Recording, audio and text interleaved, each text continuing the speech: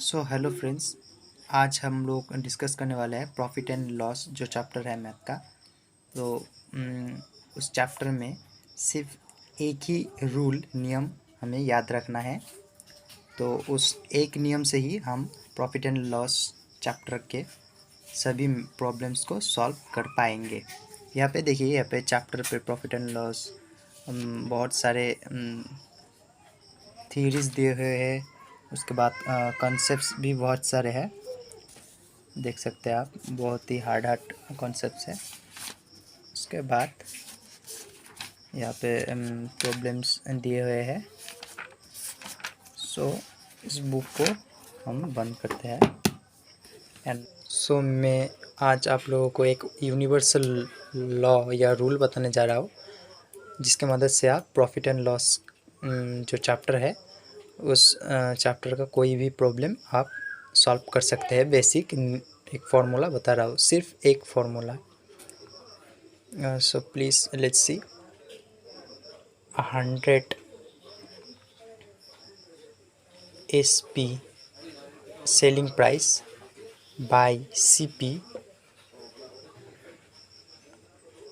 equals to CP मतलब cost price equals to 100 plus minus loss या profit. इस term को थोड़ा दूर रखिए आप। सो पहले आप समझिए 100 SP by CP equal to 100 plus minus loss और प्रॉफिट। इस टर्म को आप छोड़िए आप। ये इसको एक एग्जांपल के तौर पे हम देखेंगे, उसके बाद समझेंगे। तो at first 100 SP by CP। SP का मतलब SP means selling price and CP means cost price.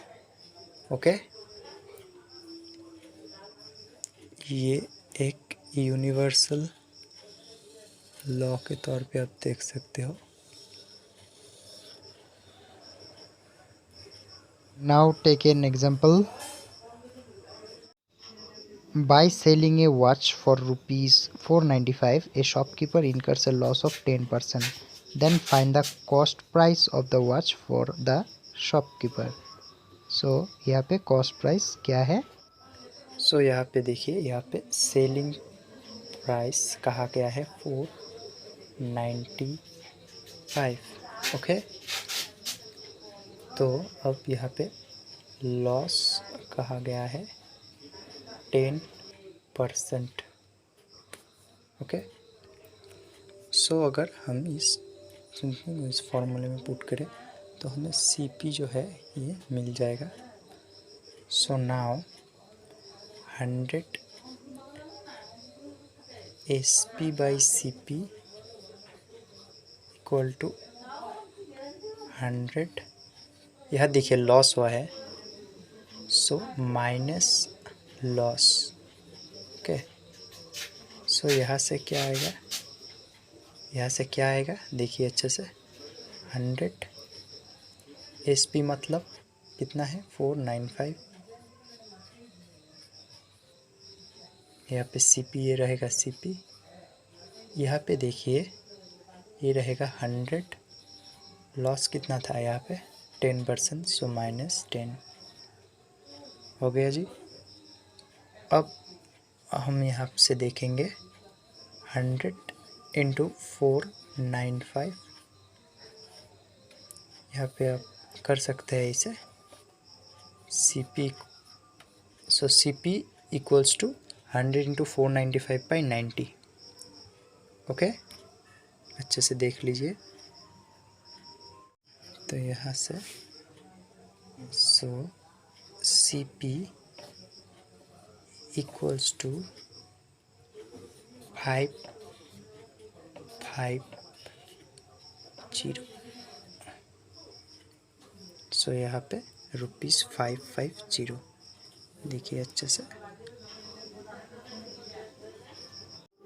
तो फ्रेंड्स हम इस बार UPSC सी सेट 2022 का क्वेश्चन पेपर लेते हैं।